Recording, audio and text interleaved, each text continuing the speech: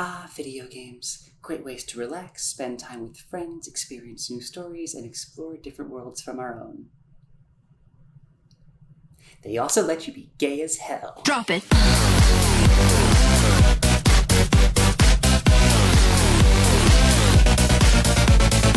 Or do they?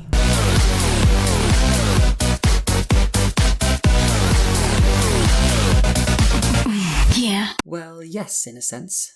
In many games that offer elements of choice to the player, romance is one of the options you can decide on. More and more modern games let the player choose not just their own gender, but what genders they choose to pursue relationships with. That sounds great, right? Representation is our favorite thing. Video games are already super awesome, so of course lesbian knights, monogender blue alien psychics, and gay magic professors would make them better. But wait, you can romance Lydia even if your character is male. And Liara doesn't care what gender your character is. And Byleth's same-sex romance are the exact same if you select the other gender option. Oh, sweet, these characters are actually all bi. Good for them. That representation is so important too. Wait, what? What do you mean they aren't bi? They can date anyone of any... Oh, they're not canonically given a sexuality, bi or otherwise? And people say this is representation?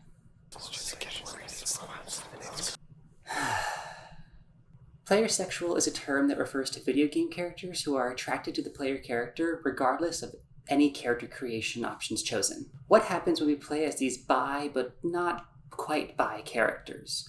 What is the result of having representation that isn't really representation? Are there consequences? Repercussions? Is there maybe some sort of fallout?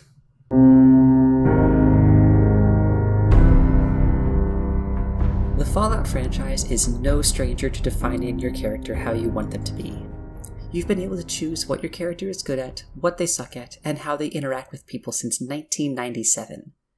But as time has progressed, the Fallout series has gotten hornier and hornier. Fallout 3 and New Vegas included sex workers. A lot of sex workers. But it's Fallout 4 that added actual romance to the equation. In Fallout 4, your character starts in a heterosexual marriage in the 1950s. This isn't shocking because being anything but straight in this era and being anything but ostracized from society would be unrealistic. But still, it's important that they establish that your character is ostensibly attracted to the opposite sex at the start of the game.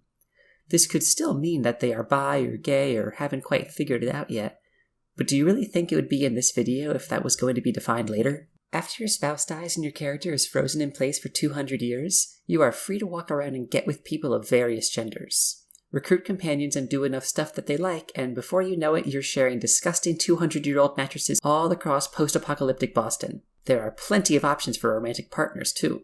Fast-talking reporter with a cool hat? Hit that. Revolutionary War cosplaying freedom fighter? I smashed. French robot who gets turned into a synthetic human? C'est magnifique.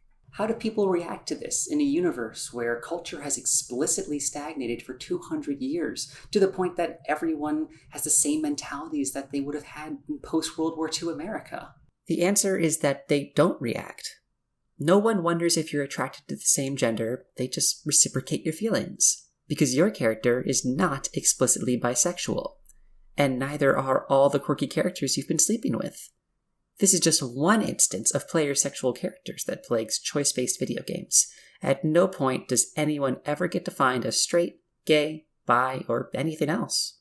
And when everyone is bisexual, no one is bisexual. But Fallout 4 is far from the only game with this problem.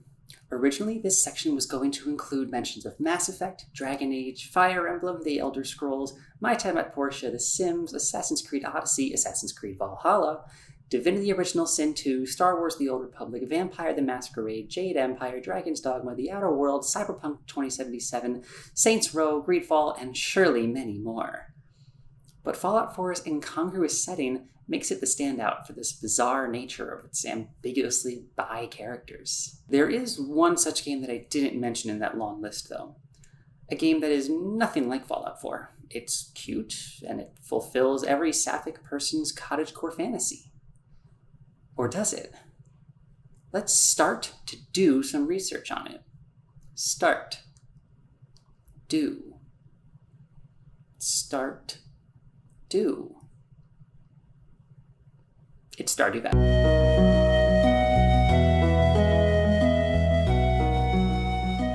Ah, Stardew. You've stolen my fiancé away from me for 608.3 hours and made 10 million people's dreams of owning a farm with their spouse and ignoring all the stress of modern life come true.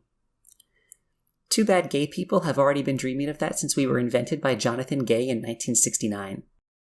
You would think that in a game that gives the gays everything they've ever wanted, there would be a lot of gay characters. Or at least some. Or at least one? But of course, since it's in this video, you'd be wrong. In a town with over 40 unique characters, there are 0 canonically queer characters.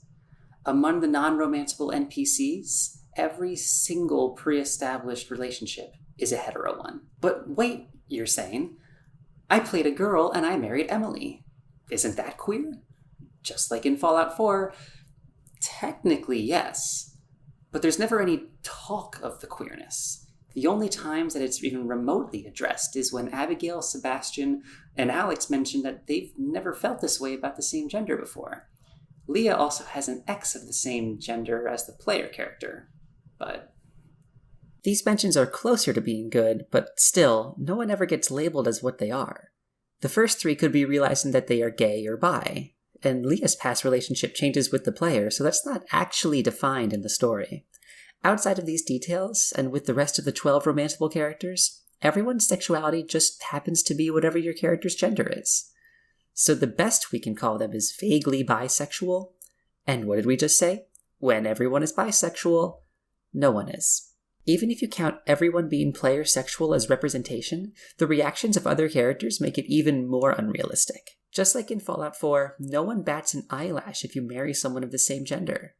Hell, even if you date all 12 romance candidates, no one mentions how you are winning at being bi. The idea that no one, from your spouse's parents to the local kids to the town boomers, would even mention your sexualities makes it clear that this isn't real bisexual representation. Creators do not want players to feel like they can't do something, which makes sense. But what's wrong with having some people not be an option to romance depending on your character's gender? Life is like that. Life doesn't have ambiguously bisexual people. Life has labels. Life is strange.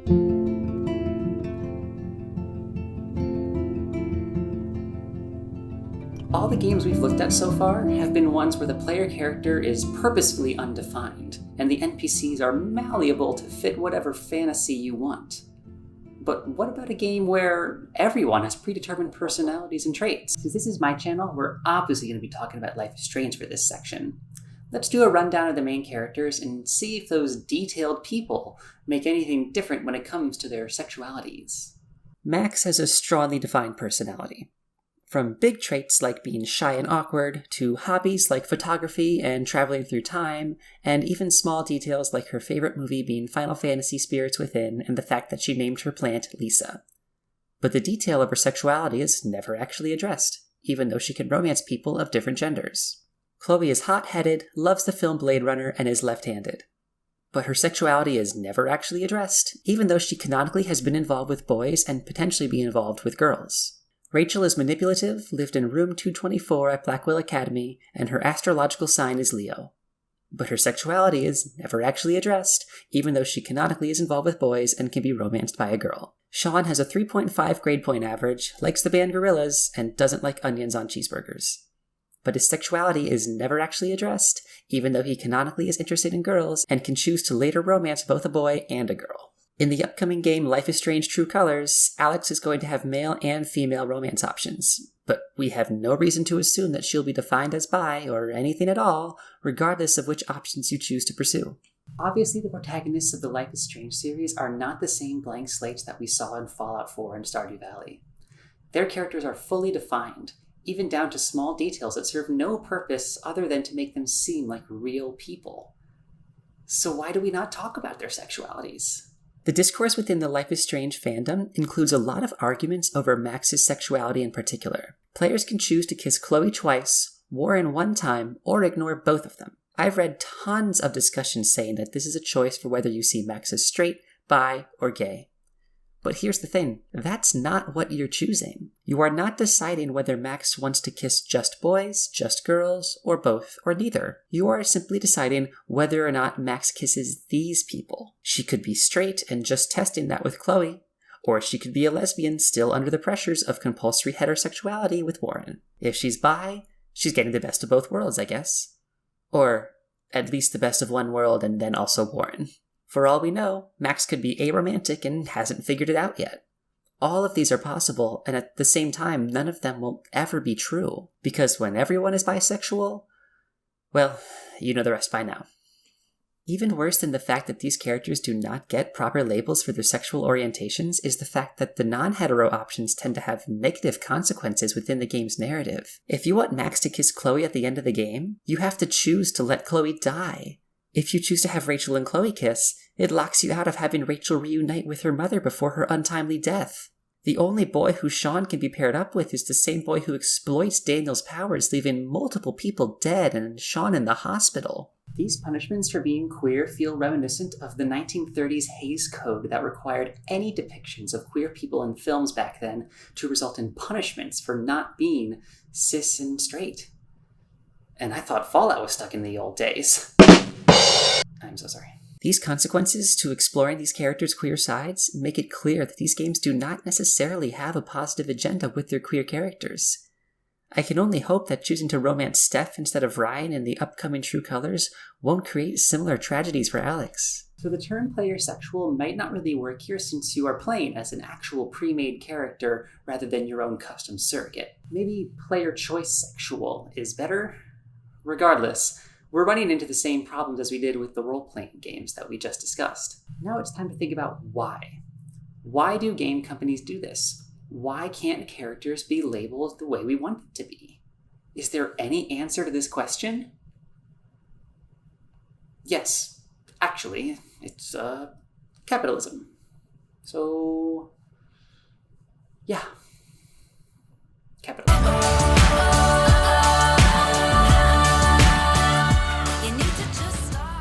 In capitalist systems, everything that can be commodified will be commodified. This especially includes people's identities. How many people do you see that wear clothing that reflects something about who they are? What about their cars? Even the type of cell phone they have. Capitalism gives us the ability to define ourselves through our purchases. As LGBTQ+ people become more and more normalized, their identities become more and more commodified. So-called rainbow capitalism, named for obvious reasons, sells our queer identities back to us. But is this really pride or just pride commodified? Stores like Target will set up huge pride displays on June 1st, then tear them down on July 1st. All the while selling books by J.K. Rowling, Jordan Peterson, and plenty of other people who might have a few problems with those displays. Similarly, Disney puts the smallest queer details in their films to earn woke points, but then they edit out these meager moments for international releases in the more homophobic regions. Large corporations are playing both sides. They want the homophobic money and the homosexual money. Game companies are doing the same thing by giving us the bare minimum representation while also keeping their plausible deniability. Game creators and publishers don't want to limit players. If not being able to romance Piper as a male character in Fallout 4, being cut off from dating Alex as a female character in Stardew, or being forced to kiss Chloe in Life is Strange would stop someone from buying their games, it would be changed. In the end, corporations only care about making money, and appealing to the massive cis-hetero market while throwing a bone to the gays, yet still maintaining plausible deniability. It's what gives them the most sales. That's all the information we're going to cover. Now, as the video concludes... I said, as the video concludes... I guess we aren't doing another smash cut. I guess I'll just get into it.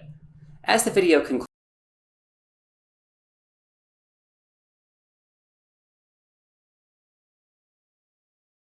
Player sexual characters might let gamers of various genders and sexualities act out the fantasies they want to, but it doesn't actually give us the representation we're practically begging creators for. Gay people can play Fallout 4 and go after the same gender companions. Straight people can play it and stay true to their character's assumed heterosexuality. If you're bi, go ahead and create a multi-gender harem. Just don't expect to ever actually be playing a bisexual character or be with bisexual people. The same goes for Stardew Valley, even though you only choose one romantic partner in the end and develop your relationship much further than in Fallout. Life is Strange, despite having significantly less player choice than the other two games we examined when it comes to character and decisions, suffers from similar problems. Almost all characters have ambiguous sexualities so that the player can romance whomever they want and they don't have to confront playing as an identity that they don't want to be. We need better bisexual characters, not just player sexual blobs. There are so many young and/or closeted bi gamers out there who need to see themselves explicitly represented in the media they consume. There are also lesbians who need the same thing, and gay men, and trans people, and non-binary people, and ace-aro people. But all of them, just like bisexuals, aren't getting what they need with these supposedly bisexual characters. These 3 games, and countless others, do not do this on accident, or by coincidence. The companies that make them are trying to appeal to as many demographics as possible to make the most money. It's logical, of course, but that doesn't make it any less of an affront to those of us who are trying to make queer representation the new normal. So what do we do about this? Should we boycott these games and all the others that don't technically give us proper representation? I don't think that's the answer. And I'm not just saying that because Life is Strange is my favorite media product of all time. Perfect or not, these games do contribute to visibility and the normalization of queer video game characters. I think we can enjoy the examples in this video, and also try to play and support games that do it right. Maybe we can even make them ourselves. I believe it was Jonathan Gay who said, "Be the gay you want to see in the world." Special shout out to Mars Nova for the video that inspired this one. If you want to hear more about LGBTQ+ labels and why people seem to avoid them in popular media, check that out. Link is in the description. Are you a lesbian, a bisexual woman, or non-binary person, or some other sort of sapphic? Check out the Sapphic Writers community on Facebook, Twitter, Instagram, and here on YouTube to get in touch with some women-loving women writers of all kinds. I actually produce and host this group's podcast, so if you'd like to hear my voice, definitely give it a listen. All the links are also down below.